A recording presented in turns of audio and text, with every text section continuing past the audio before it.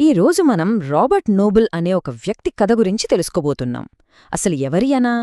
19వ శతాబ్దంలో భారతదేశంలో ముఖ్యంగా విద్యారంగంలో ఆయన వేసిన ముద్ర అమోఘం. ఆ కథేంటో చూద్దాం. మన ఈ కథకి ఆధారం ఇదిగో 1940లో పబ్లిష్ అయిన ఈ పాత పుస్తకం. దీనిమీద ఏమనుందంటే ఒక మార్గదర్శకం మిషనరీ కథ అని. సరే, ఆ పదం వినడానికి చాలా ఆసక్తికరంగా ఉంది కదా. కాని అసలు ఆ మాటకర్థమేంటి? ఆ కథ వెనుక ఉన్న అసలు విషయమేంటి? ఇక్కడే మనకు అసలైన ప్రశ్న వస్తుంది. చూడండి, ఆ రోజుల్లో ఎంతోమంది విదేశీయులు భారతదేశానికి వచ్చారు. కాని వాళ్లందర్లో రాబర్ట్ నోబుల్ ఎందుకు అంత ప్రత్యేకం? ఆయన చేసిన పనిలో అంత గొప్పతనమేముంది? ఎందరో వందల మందిలో ఈయన కథ మాత్రమే ఎందుకింతలా నిలిచిపోయింది? పదండి సమాధానం వెతుకుదాం. ఓకే, ఇక మొదటి భాగానికొద్దాం. ఒక మార్గదర్శకుని కథ, రాబర్ట్ టర్లింగ్టన్ నోబుల్. ఆయన జీవితంలోకి ఓసారి అలా తొంగు చూద్దాం.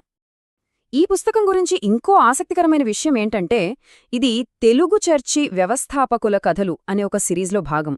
అంటే ఆయన ప్రభావం ఎంత బలంగా ఉందో ఆలోచించండి. ఏకంగా ఆ ప్రాంత చరిత్రనే మార్చిన కొద్దిమంది కీలక వ్యక్తులలో ఒకరిగా ఆయన్ని గుర్తించారన్నమాట. ఇది ఆయన కథకి ఇంకాస్త బలాన్నిస్తుంది కదా. ఇక రెండో భాగం, భారతదేశానికి ఆయన ప్రయాణం. ఆయన జీవితం కేవలం ఒకే ఒక్క లక్ష్యానికి ఎలా అంకితమైందో చూద్దాం. ఆయన జీవితాన్ని మనం 3 ముఖ్యమైన తేదీలతో గుర్తుపెట్టుకోవచ్చు. 1 1809 ఇంగ్లాండ్లో పుట్టారు. 2 1841 భారతదేశంలోని మచిలీపట్నం వచ్చారు. ఇక 3 1865 ఇక్కడే మన దేశంలోనే కన్నుమూశారు. ఈ 3 తేదీల మధ్యనే ఆయన అసాధారణమైన కథ మొత్తం గడిచింది. ఒక్క క్షణం ఆలోచించండి. సొంత దేశం ఇంగ్లాండ్, అన్నీ తెలిసిన ప్రపంచం, అదంతా వదిలేసి అసలు ఏమీ తెలియని కొత్త ఖండానికి, భారతదేశానికి రావడం. ఇది మామూలు ప్రయాణం కాదు. ఇది తన జీవితాన్నే పూర్తిగా ఒక కొత్త లక్ష్యానికి అంకితం చెయ్యాలనే ఒక పెద్ద, తిరుగులేని నిర్ణయం. సరే, ఇప్పుడు 3వ భాగానికి వెళ్దాం. నోబెల్ పాఠశాల స్థాపన. విద్య విషయంలో ఒక సరికొత్త ఆలోచన ఎలా పుట్టిందో చూద్దాం. సంవత్సరం 1841. గుర్తుపెట్టుకోండి, ఎందుకంటే ఈ ఒక్క సంవత్సరం అన్నీ మార్చేసింది. అవును, అదే సంవత్సరంలో మచిలీపట్నంలో ఒక విద్యా విప్లవానికి పునాది పడింది. రాబర్ట్ నోబుల్ ఒక చిన్న స్కూల్ మొదలుపెట్టారు. అప్పుడు ఆయన కూడా బహుశా ఊహించుండరేమో, తాను మొదలుపెట్టిన ఆ చిన్న అడుగు రాబోయే తరాల మీద ఎంత పెద్ద ప్రభావం చూపించబోతోందో. ఇక్కడ చూడండి, ఎంత ఆసక్తికరంగా ఉందో. ఆ స్కూల్ గురించిన ప్రతి చిన్న డీటెయిల్ ఎంత జాగ్రత్తగా రికార్డ్ చేశారో. ఇది కేవలం పాత కాగితాలు, చరిత్ర కాదు.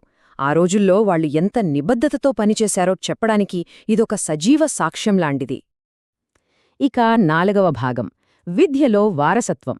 ఒక చిన్న స్కూల్ ఒక పెద్ద, ప్రభావవంతమైన కాలేజీగా ఎలా మారిందో ఇప్పుడు చూద్దాం. అసలు నోబెల్ స్కూల్ అంత సక్సెస్ అవ్వడానికి కారణమేంటి? ఇవే, ఈ సూత్రాలే. వాళ్లు కేవలం పాఠాలు చెప్పలేదు, మంచి నడవడిక, నిజాయితీకి ఎక్కువ ప్రాధాన్యత ఇచ్చారు.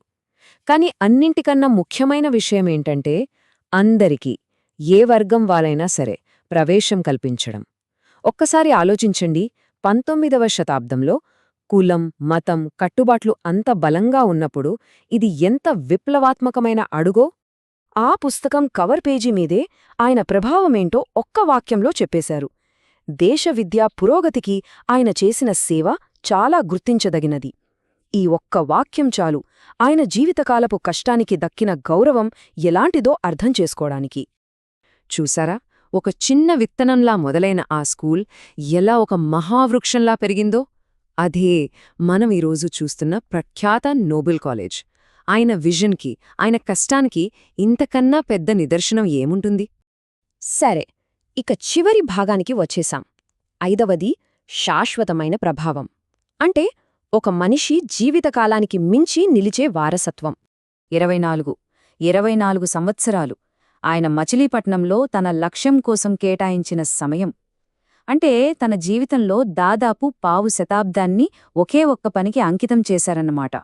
1865లో ఆయనిక్కడే తుదిశ్వాస విడిచారు. ఈ పుస్తకంలో రాసినట్టుగా ఆయన తన చివరి క్షణం వరకు కూడా తన పనిని, తన లక్ష్యాన్ని వదల్లేదు. చివరి వరకు సేవ చేస్తూనే ఉన్నారు.